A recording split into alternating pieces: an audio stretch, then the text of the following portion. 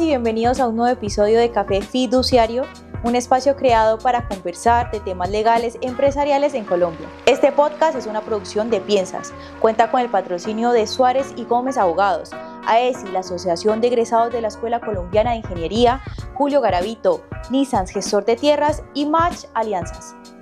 Hoy nos acompaña un invitado especial, el doctor Omar Eduardo Suárez, un abogado con amplia experiencia en estructuración y ejecución de negocios fiduciarios, para hablar de un tema fundamental: embargabilidad en los negocios fiduciarios. Doctor Omar, bienvenido y es un gusto estar aquí con usted. Muchísimas gracias, Valentina, por esta invitación a Piensas, estructuradores y corredores fiduciarios, y a los demás patrocinadores de este Café Fiduciario. Para mí, como siempre, es un honor poder participar en difundir el tema de negocios fiduciarios y promover el aprendizaje y la celebración de este tipo de contratos súper importantes para el desarrollo del país. Doctor, muchas gracias. Iniciemos. ¿Cómo funcionan los negocios fiduciarios en Colombia?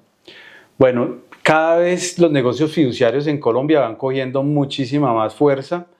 Hoy encontramos demasiadas disposiciones que motivan la celebración de contratos fiduciarios, como exenciones en temas de impuestos para vivienda social, disposiciones del Plan Nacional de Desarrollo que siempre involucran la creación de un patrimonio autónomo, por lo que genera trazabilidad, facilita la supervisión de las entidades de control y además optimización de los recursos, porque pues estos recursos, mientras se encuentran en los patrimonios autónomos, pues vienen siendo objeto de inversiones importantes en fondos de inversión colectiva o cuando se trata de recursos públicos en fondos 1525.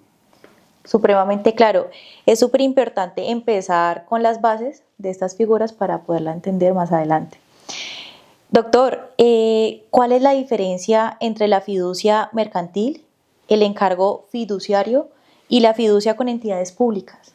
Bueno, es súper interesante el tema de fiducia. Hay que recordar que a través de negocios fiduciarios se maneja el equivalente al 57.8% del Producto Interno Bruto del país. Es decir, negocios que manejan recursos y activos administrados, ese es el volumen que se maneja dentro del país. Por eso, pues, tantas disposiciones que tocan sobre la materia. Y tenemos una distinción entre fiducia.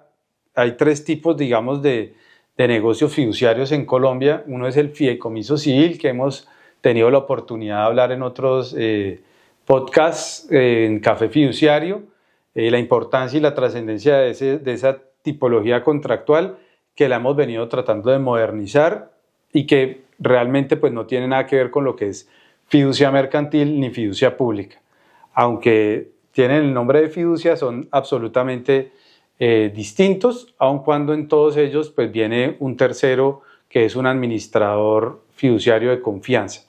Negocios fiduciarios de fiducia mercantil y encargos fiduciarios son negocios regulados por el Código de Comercio, y la fiducia pública y encargo fiduciario público son negocios que establece la Ley 80 con un marco especial y que dentro de la evolución que ha tenido esta figura, pues se ha establecido que son también distintos a la fiducia del Código de Comercio y que son una fiducia especial. Entonces, digamos que bajo esos escenarios vamos a tratar de entender un poco cómo funcionan. Posteriormente estoy invitado a hacer una profundización sobre negocios fiduciarios con entidades públicas, porque con entidades públicas también podemos hacer negocios de fiducia mercantil. O sea que no solo está previsto tener fiducia pública para las entidades públicas, sino que algunas entidades públicas pueden realizar contratos de fiducia mercantil, lo que pues, va a tener un desarrollo muy importante para el tema de nuestro aprendizaje en negocios fiduciarios.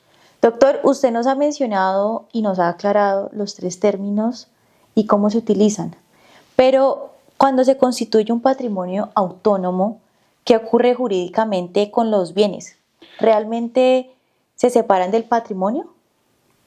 Bueno, aquí tenemos que entender varios conceptos desde este punto de vista y esto ha sido pues de debate dentro de los temas jurisprudenciales, ¿no? Entonces, y hay que hacer una anotación importantísima y es que desde el punto de vista civil y dentro del derecho comercial existe una transferencia de dominio cuando se trata de fiducia mercantil, es decir, que los bienes se transfieren a título de fiducia mercantil a la fiduciaria y con ello se conforma un patrimonio autónomo, lo que desde el punto de vista comercial y civil genera una transferencia real de dominio y los bienes pasan a estar en cabeza de ese patrimonio autónomo. Pero desde el punto de vista financiero, contable y fiscal, tanto para efectos de impuestos nacionales como territoriales, esos patrimonios autónomos es como si siguieran en cabeza del fideicomitente, es como si no hubieran salido del patrimonio de él.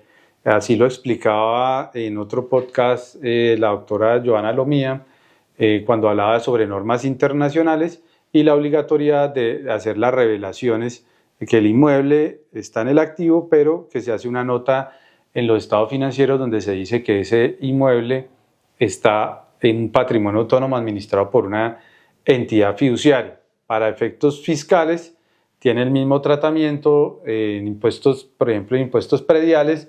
El impuesto predial, el sujeto pasivo, o sea, el que tiene que pagar es el fideicomitente y no el fideicomiso, y mucho menos la fiduciaria. Digamos que ese es el contexto que tenemos actual en Colombia sobre el tema de fiducia mercantil y la transferencia de esos bienes. Es decir, tenemos una transferencia desde el punto de vista civil y comercial, pero no una transferencia desde el punto de vista financiero, contable y tributario. Se suele decir que los bienes entregados a un fideicomiso no pueden ser embargados. ¿Qué tan cierto es esto en la práctica?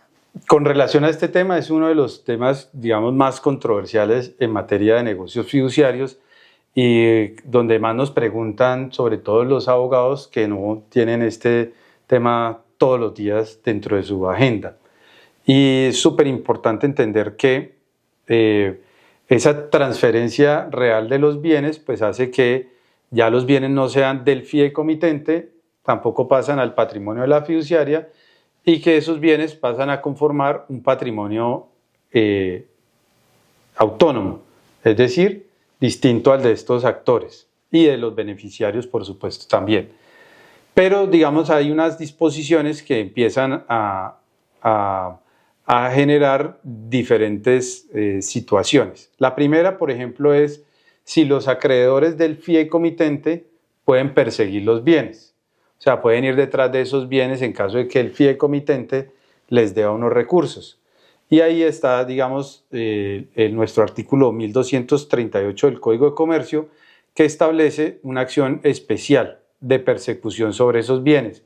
Y dice que siempre podrán perseguir esos acreedores los bienes del fideicomitente que transfirió a un patrimonio autónomo, o sea, ya son del patrimonio autónomo, cuando sus obligaciones sean anteriores a la constitución del negocio fiduciario.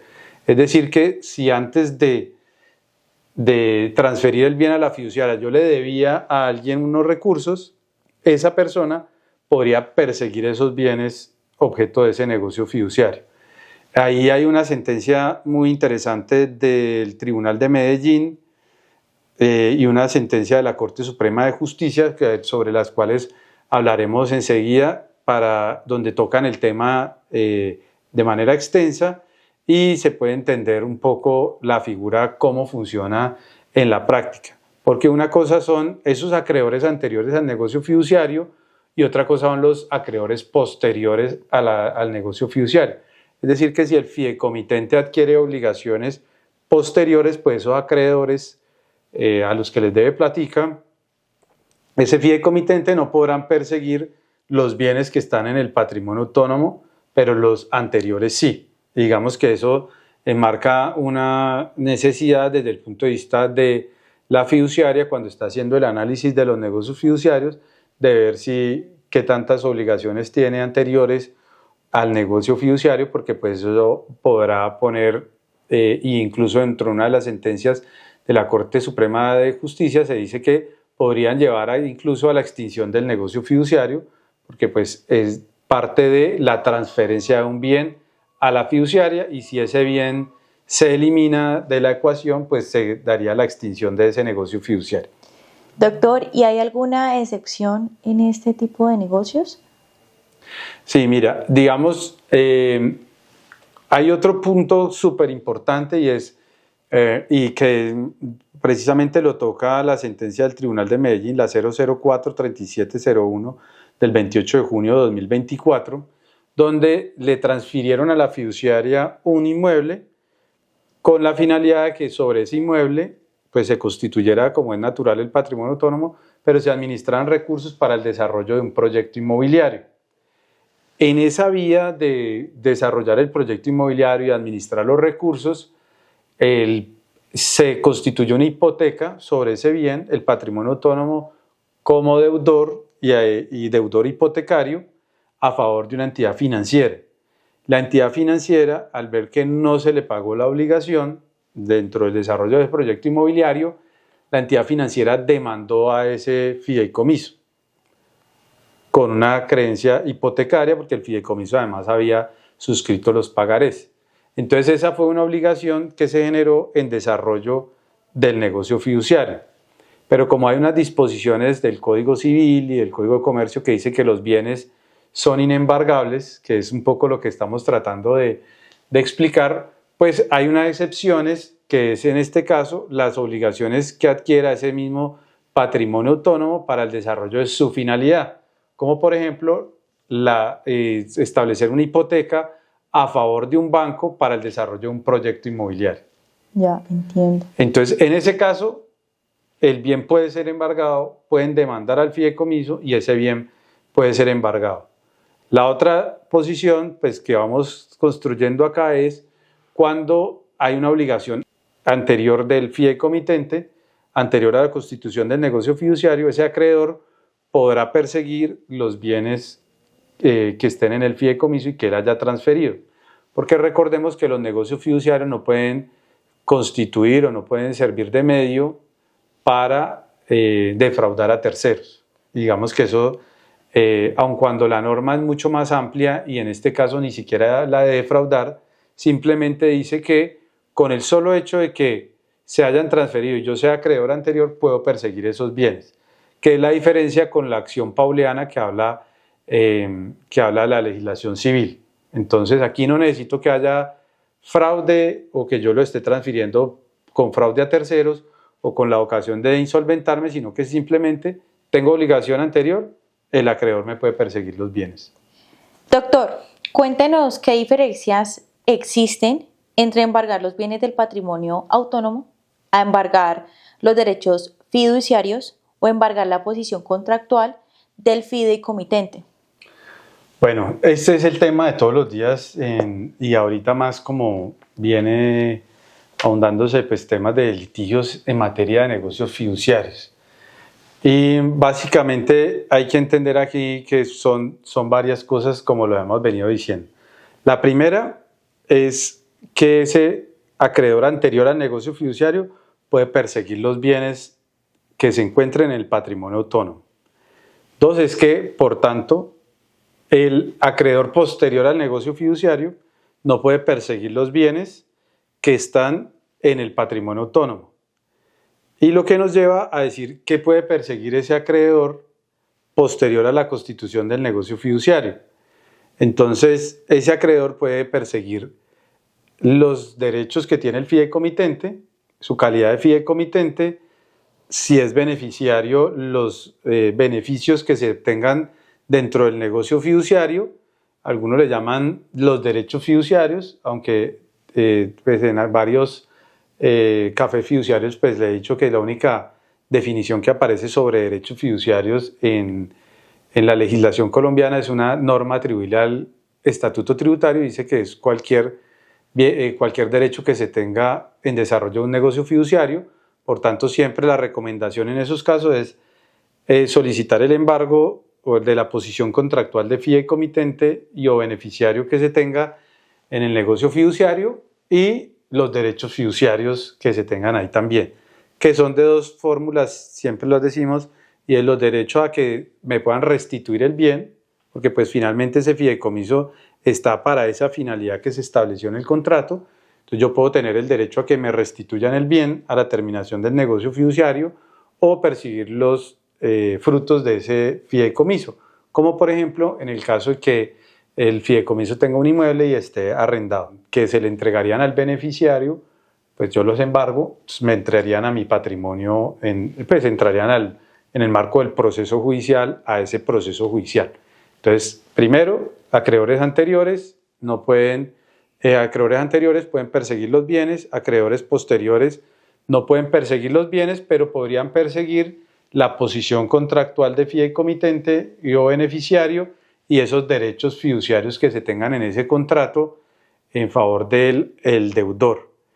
Y la cuarta posición, que la tocábamos anteriormente y que la hablaba el Tribunal de Medellín, y es que esas operaciones que realice ese patrimonio autónomo en desarrollo de su finalidad, esas operaciones sí que pueden ser, los terceros sí podrían perseguir los bienes del patrimonio autónomo. Es decir que bajo estas circunstancias podrían perseguir los bienes del patrimonio autónomo, acreedores anteriores al negocio fiduciario y los que el patrimonio autónomo suscriba contratos, pide un crédito, le quedó debiendo una platica a un proveedor, todos ellos sí pueden perseguir los bienes que están en el patrimonio autónomo. Súper interesante leer las dos jurisprudencias que les contaba para ampliar un poquito sobre ese contexto técnico en esto. Nos buscan muchos abogados que no son de tema fiduciario para entender un poquito esa lógica y cómo poder ellos encauzar sus procesos judiciales.